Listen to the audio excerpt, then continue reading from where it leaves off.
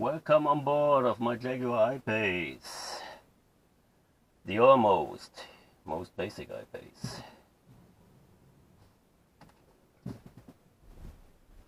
So let's see how it works on the road and if I miss anything. Regen braking working very well, almost as good as at the leaf, but on the last meters it's just rolling. If it would have been uphill, it would stop and roll downhill maybe, so in that case you had to put the foot on the brakes,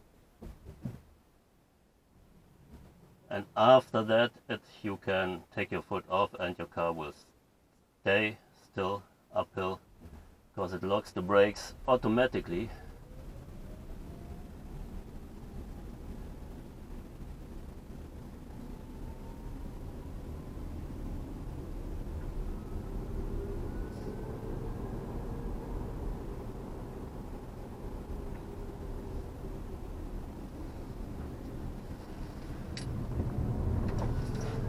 And torque vectoring is working very well.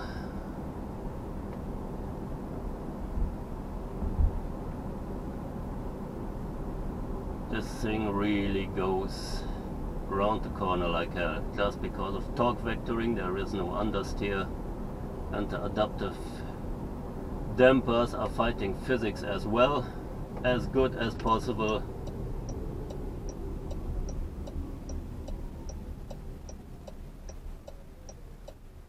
Of course, usually you have to calculate the friction resistance of the tires and the tarmac.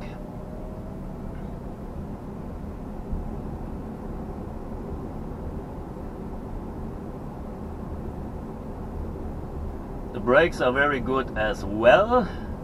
The Jaguar has been measured from 100 kilometers per hour to 0 with a braking distance of 37.1 meters with cold brakes. With hot brakes it was 33.7 meters, so even better, but forget about that because it's an EV and you usually don't have warm brakes or warmed up brakes at an EV because you usually use the regen braking. So in your normal life you only have to touch the brake pedal when you adjusted the regen braking as strong as possible, and in that case you only have to use the braking pedal just on the last meter.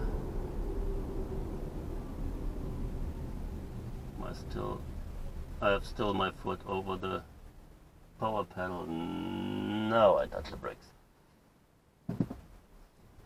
And off we go.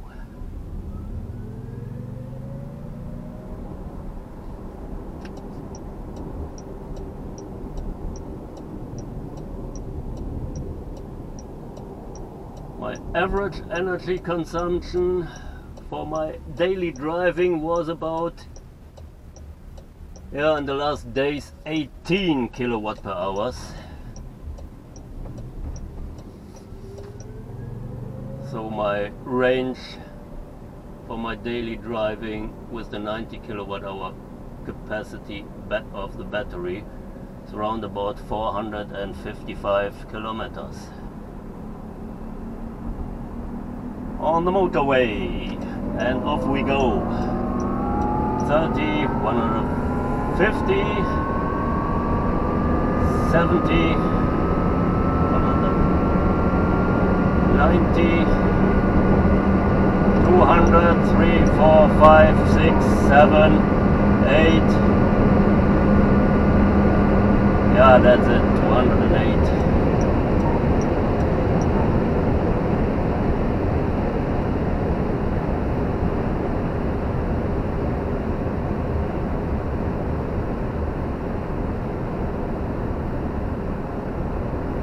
In the papers, the I Pace is standing with 200 kilometers per hour of top speed.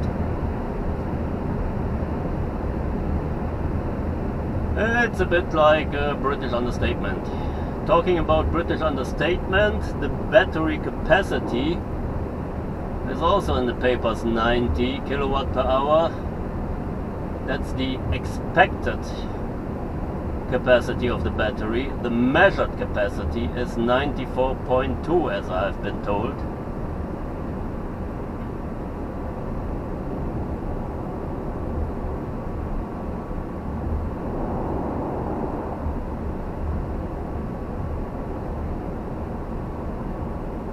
And some car testers just tested the battery. They just drove the car until it's totally done, and they charged the battery with a total capacity of 100 kilowatt per hour. Of course, when you charge a battery, some kilowatts will be lost in space,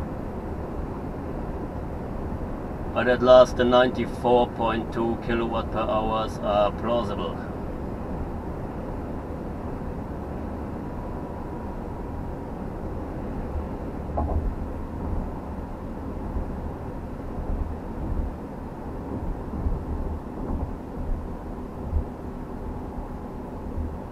Some say the Jaguar I Pace is quite heavy and quite expensive.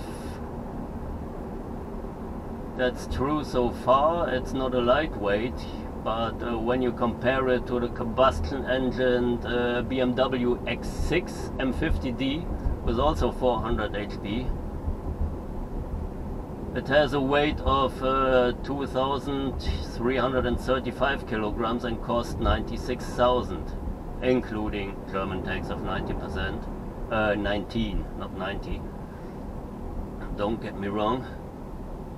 The Jaguar I Pace has a weight of 2,208 kilograms and cost about 79,450 euros, including the 19% tax. So the BMW X6 makes the I Pace look like the bargain of the year.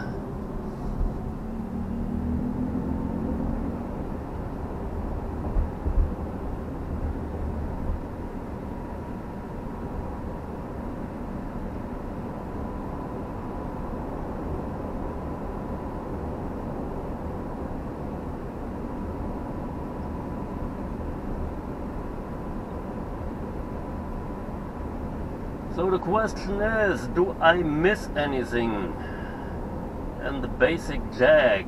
And I have to say, no, actually not. The ride is very good, the ride is comfortable.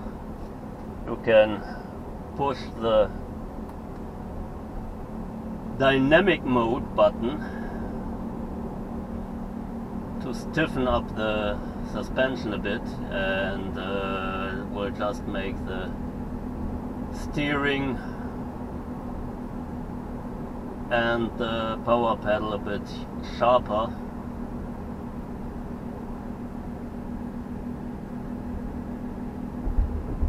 But in normal traffic you will usually use the comfort mode, I guess.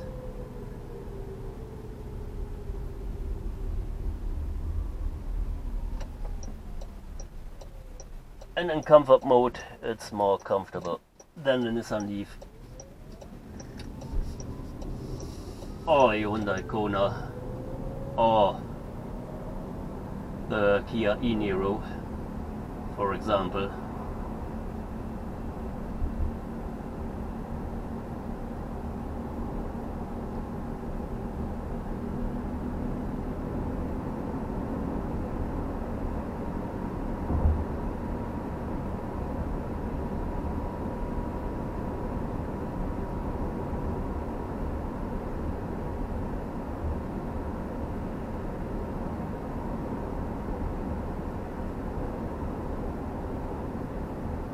So after all, I don't miss a thing, don't miss any options, because I'm riding in comfort. The acceleration is very good, The suspension is very good. The steering is very good. This car is actually quite well. Yeah, some people nag about the energy consumption. Yes, it only has one gear, and on the motorway it might need some more electricity than other EVs.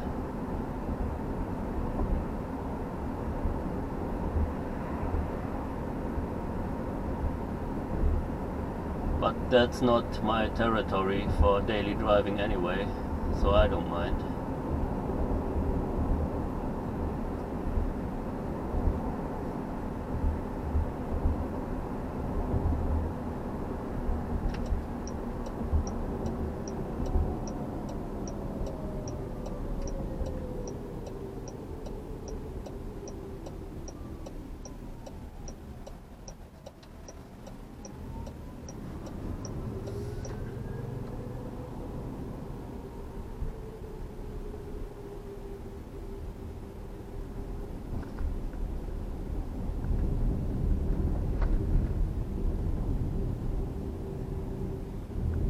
Even on a bumpy road it don't feel uncomfortable, of course, because it's quite sporty. It will give you feedback about the road.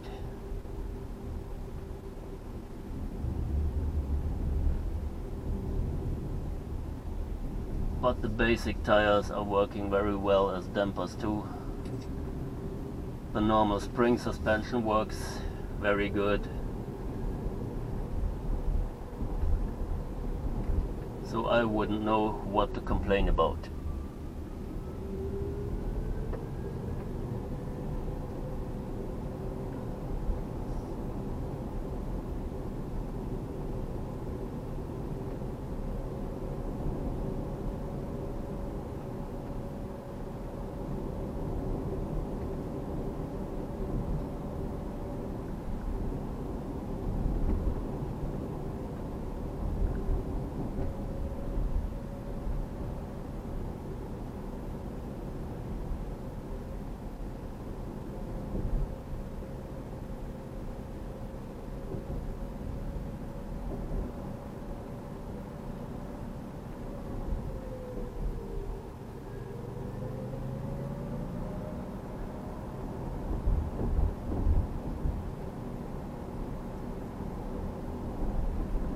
So we're coming to the last part of my drive review, the bumpy road.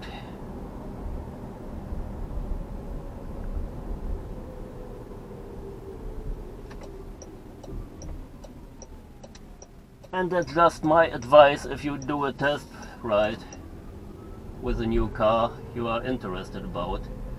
Go on a bumpy road. Don't drive it in perfect conditions, just take it out of its comfort zone.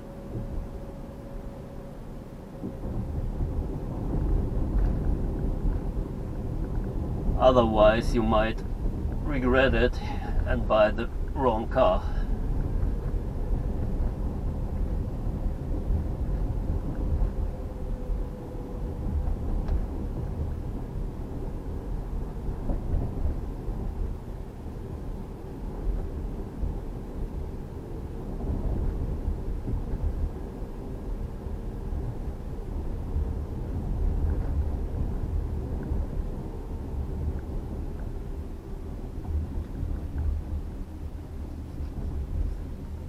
Just let's put it in dynamic mode and go back and see where's the difference.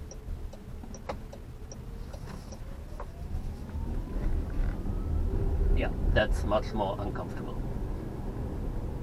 Not much, but yes it is. You don't feel pain,